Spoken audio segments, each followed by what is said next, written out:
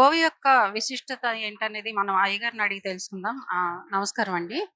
అంటే గోమాత, విశ్వమాత అంటూ ఉంటారు. మీరు ఇక్కడ చూస్తే ఎంట్రన్స్‌లోనే గోశాలను పెట్టడానికి రీజన్ ఏంటి?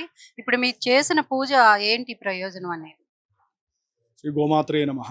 శ్రీ సాయి చింతపల్లి సాయి సన్నిధి దేవాలయంలో శ్రీ సాయి కృష్ణ గోకులం అనే పేరుతోటి మన దేవాలయంలో 400కి పైన గోమాతలు, చిన్న చిన్న లేగదూడ, పాలు తాగే లేగదూడలు, పాలిచ్చే తల్లులు, వృద్ధాప్యంలో ఉన్న గోమాతలు కూడా ఉన్నాయి ఇక్కడ. అవన్నీ కూడా దేవాలయం వారే మెయింటైన్ చేస్తున్నారు. మరి గోమాత అంటే ముక్కోటి దేవీ దేవత స్వరూపం. గోమాతలో ప్రత్యక్షంగా దేవతలు కొలువై ఉంటారన్నమాట. అంటే గోమాతకి మనం ఒక్క ప్రదక్షిణం చేసినా ఈ భూమండలంలో ఉన్నటువంటి పుణ్యనదులు, పుణ్యక్షేత్రాల్లో పుణ్యనదుల్లో స్నానమాచరించి పుణ్యక్షేత్రాల్లో దేవతలకు దర్శనం చేసుకున్నంత ఫలితం ఒక్క గోమాతకి ప్రదక్షిణం చేయడం తోటే జరుగుతుందన్నమాట. మరి ఇక్కడ చూస్తే 9 గోమాతలు, నవగో ప్రదక్షిణ అంటే 9 గోమాతలకి భక్తులు ముందు గుళ్ళోకి రాగానే మొదటిగా గోమాతల్నే దర్శించాలి.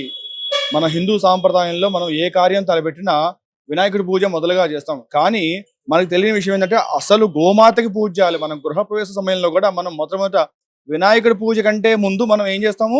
గోవునే గృహం లోపలికి తీసుకెళ్తాం. మరి గోవునే గృహం లోపలికి తీసుకెళ్తాం.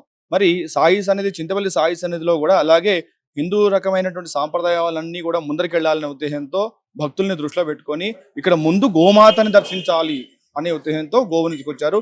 అలాగే మధ్యలో ఆ శ్రీకృష్ణ పరమాత్ముని ఉంచి ఈ 9 గోమాతల్ని ఇక్కడ ఉంచి వచ్చిన ప్రతి భక్తుడు కూడా ఈ గోమాతలకి ఒక ప్రదక్షిణ చేసుకొని లోపలికి రావడం అనేది ఇక్కడ జరుగుతుంది అన్నమాట.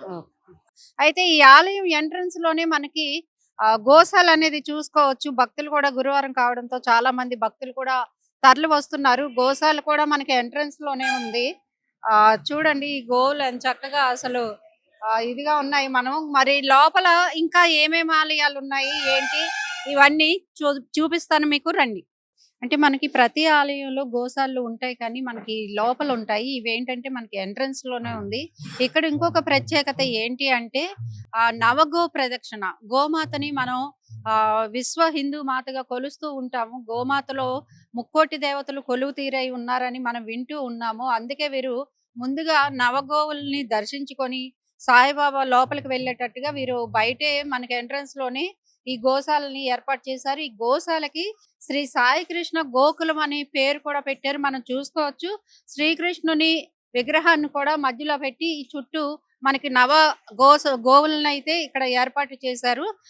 ఇది నిజంగా ఏ ఆలయంలో చూడలేదు, అంత అద్భుతంగా ఉంది. మరి భక్తులంతా కూడా సిద్ధంగా ఉన్నారు గోపూజకి. మరి ఆ గోపూజలో మనం కూడా పాల్గొందాము, పదండి. సో మనం చూసింది ఏంటంటే గోమాత, విశ్వమాత అని మనం అంటూ ఉంటాం. ముక్కోటి దేవతలు కొలువు తీరై ఉన్నారు గోమాతలో. మరి ఆ నవ గోవుల్ని సందర్శించి ఒక ప్రదక్షిణ చేస్తే మనం విశ్వాన్నే చుట్టినంత ఫలితం దొరుకుతుందని పూజారి గారు మనకి చెప్పారు. మరి చాలా అదృష్టంగా భావిస్తూ ఉంటారు గోమాతని పూజించడం అనేది. మరి గోమాత అయిపోయాక మనం అసలైన లోపలికి వెళ్దాము స్వామివారిని దర్శించుకోవడానికి. ఈ లోపల ఇంకా ఏమేమి ఆలయాలు ఉన్నాయి అవన్నీ విశేషాలు మీకు చూపిస్తాను. ఎందుకంటే ఇక్కడ వాతావరణం అంతా కూడా ఎంతో ఆహ్లాదకరంగా ఉంది. ఎందుకంటే మనకి ఎంట్రన్స్ లోనే గోమాతలు మనకి ఎదురవ్వడము ఏమో కానీ చాలా పాజిటివ్ వైబ్రేషన్స్ అయితే వస్తున్నాయి. మరి లోపల ఇంకెంత బాగుందో చూపిస్తాను, రండి. అయితే ఇక్కడ గో కళ్యాణం మనం ఎప్పుడు చూడలేదు. ఇన్ని ఆలయాలు తిరిగాం కానీ ఫస్ట్ టైం మనం గో కళ్యాణం కూడా చూసే వృషభ కళ్యాణాన్ని తిలకించే అదృష్టం మన ఆంధ్రప్రభ భక్తికి దక్కింది. మరి ఈ కళ్యాణాన్ని ఎందుకు చేస్తున్నారు, మనకి అయ్యగారు ఉన్నారు, వారితోనే మాట్లాడించుద్దాం. అయ్యగారు నమస్కారం అండి. గో వృషభ కళ్యాణం ఎందుకు చేస్తారు, ఈ రోజే ప్రత్యేకంగా ఎందుకు చేస్తారు?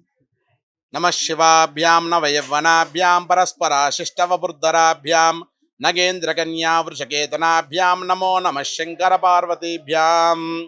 చాలా పరమ పవిత్రమైనటువంటి ఈ భూమండలంలో చింతపల్లి సాయినాథ్ దేవాలయం చాలా గొప్పనైన పవిత్రమైన క్షేత్రం. ఈ క్షేత్రంలో ఎన్నో ఆధ్యాత్మిక కార్యక్రమాలన్నీ కూడా విశేషంగా జరుగుతుంటాయి. ఈ క్షేత్రంలో విశేషంగా జరిగే కార్యక్రమం ఏదైనా ఉంది అంటే అది గో వృషభ కళ్యాణము. ఎక్కడ ఏ ఆలయంలో ఎక్కడ జరిగినటువంటి గొప్పనైన కళ్యాణము ఈ చింతపల్లి సాయినాథ్ దేవాలయంలో ఆ దేవాలయ కమిటీ వాళ్ళంతా కూడా భక్తులందరి సౌకర్యార్థం కోసం వారు ఏదైతే కోరికలు కోరుకుంటారో ఆ కోరికలన్నీ కూడా ఎలాంటి ఆటంకాలు లేకుండా నెరవేర్చిన సందర్భంగా గోవృషభ కళ్యాణాన్ని చేస్తామని స్వామివారి సన్నిధానంలో వాళ్ళు సంకల్పించుకుంటారు.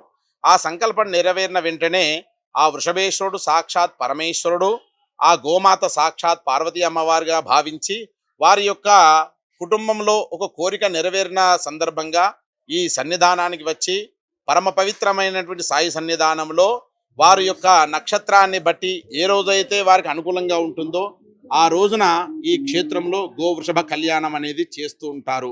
ఆ గోవృషభేశ్వరుడు అంటే సాక్షాత్ పరమశివుని యొక్క రూపము, గోమాత అంటే అమ్మవారి యొక్క స్వరూపము.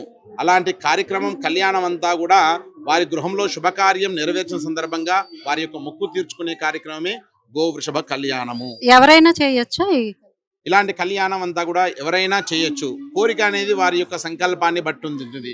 వారికి గృహం కావాలన్నా, ఇంట్లో శుభకార్యం నెరవేరాలన్నా, అదేవిధంగా ఇంట్లో ఉన్నటువంటి సంతానానికి సరైన సమయంలో వివాహం జరగాలన్నా, సరైన సమయంలో సంతానం కలగాలన్నా కూడా ఇలాంటి మొక్కులు మొక్కుంటారు. అలాంటి మొక్కులు అనేది ఆ గురు సన్నిధానంకి వెళ్ళి, అయ్యా సాయినాథుల వారు నాకు ఇలాంటి కోరిక నెరవేరితే తప్పకుండా నేను ఈ స్థానంలో ఈ గోవృషభ కళ్యాణాన్ని చేస్తానని వారు మొక్కుకోవడం చేత వారికి ఆ కోరిక తీరుతుంది. ఆ కోరిక తీరడం చేత వారంతా కూడా వారి కుటుంబ సమేతంగా ఈ క్షేత్రానికి వచ్చి ఇలాంటి గోవృషభ కళ్యాణం అంతా కూడా చాలా చక్కగా జరిపించుకుంటుంటారు వారంతా. Thank you. ఇక్కడ మనం చూసుకోవచ్చు, మనకి మామూలుగా మనుషులు ఎట్లా అయితే పెళ్లి చేసుకుంటారో జీలకర్ర బెల్లం సూత్రం మంగళసూత్రం ఇవన్నీ కూడా రెడీ చేశారండి పెళ్లి చేయడానికి. కన్యాదానం కూడా ఉంటుందట. గో వృషభ కళ్యాణం.